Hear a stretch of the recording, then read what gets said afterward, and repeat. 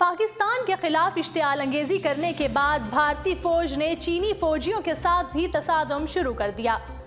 بھارتی فوج کی جانب سے لائن آف کنٹرول پر بھاری اسلحہ منتقل کیے جانے کی کوششوں سے ایک طرف پاک فوج کے درمیان کشیدگی بڑھ رہی ہے تو دوسری جانب لداخ میں بھارتی اور چینی سپاہیوں کے درمیان سرحدی جھڑپوں میں اضافہ ہو گیا ہے۔ پاک فوج نے پانڈو سیکٹر پر بھارتی فوج کی جانب سے بھاری ہتھیار پہنچانے کی کوشش کو ناکام بناتے ہوئے متعدد بھارتی ہتھیار تباہ کر دیے ہیں۔ عسکری ذرائع سے موصول ہونے والی اطلاعات کے مطابق بھارتی فوج نے گزشتہ روز لائن آف کنٹرول کے پانڈو سیکٹر پر بھارتی ہتھیار نصب کرنے کی کوشش کی تھی۔ بھارتی فوج کی جانب سے لائن آف کنٹرول پر مزید بلندی پر بھاری ہتھیار نصب کرنے کی کوشش کی جا رہی تھی تاکہ پاک فوج اور شہری آبادی کو بآسانی نشانہ بنایا جا سکے۔ تاہم پاک فوج نے بھرپور کارروائی کرتے ہوئے بھارتی فوج کی کوششوں کو بری طرح ناکام بنا دیا۔ پاک فوج کی جانب سے بھارتی فوج کو بھرپور انداز میں نشانہ بنایا گیا، جس کے باعث بھارتی ہتھیار بھی مکمل طور پر تباہ کر دیے گئے، جبکہ اس دوران بھارتی فوج کو بڑے جانی نقصان کا سامنا بھی کرنا پڑا۔ پاک فوج کی کارروائی کے دوران متعدد بھارتی فوجی ہلاک ہو گئے۔ بھارتی فوج نے پاک فوج کے ہاتھوں مار کھانے کے بعد اسموک بموں کے ذریعے اپنا نقصان چھپانے کی کوشش کی، تاہم ناکام رہی۔ بھارتی فوج کی جانب سے چیک پوسٹوں سے اٹھنے والا دھواں دور دراز کے علاقوں سے بھی دیکھا گیا۔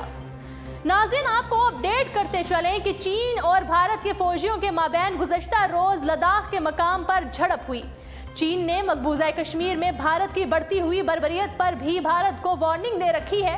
اس کے رد عمل میں بھارتی افواج لداخ میں چینی فوجیوں سے لڑنا شروع ہو گئے ہیں۔ چینی فوج کو پانگونگ ٹسو جھیل کے قریب بھارتی فوجیوں کی موجودگی پر اعتراض تھا۔ اس جھیل کے 2/3 علاقے پر چین کی حکمرانی قائم ہے۔ بھارت اور چین کی فوجیوں کے درمیان تصادم کا واقعہ مشرقی لداخ میں 134 کلومیٹر جھیل کے شمالی کنارے پر پیش آیا تھا۔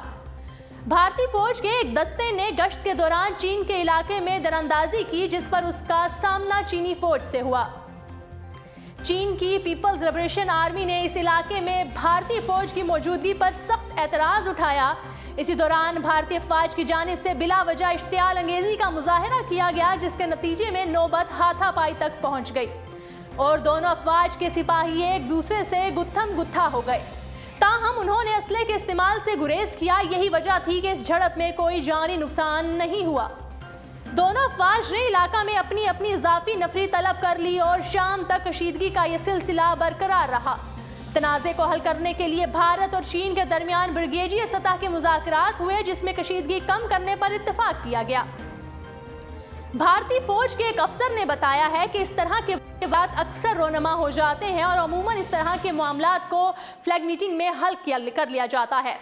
واضح رہے کہ بھارت اور چین کا آپس میں اس علاقے کی ملکیت کو لے کر کافی عرصے سے ایک تنازع چلا آ رہا ہے، جو کئی مرتبہ دونوں ممالک کے مابین جھڑپ کی وجہ بنتا ہے۔ خیال رہے کہ 2 سال قبل اگست 2017 میں بھی بھارت اور چین دونوں ممالک کے درمیان جھڑپیں ہوئی تھیں، تاہم بعد ازاں معاملات مذاکرات کے ذریعے حل کر لیے گئے تھے۔ بھارتی فوج اگلے ماہ ریاست اروناچل پردیش میں بڑی فوجی مشقیں ہم وجے کرے گی، جس میں اپنی نئے فورس IBGs کی جنگی صلاحیتوں کی آزمائش کی جائے گی۔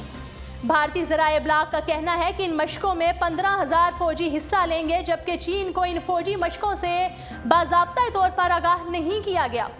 حالانکہ چینی صدر شی جن پنگ کا ایک اجلاس میں شرکت کے لیے اگلے ماہ بھارت کا دورہ کریں گے۔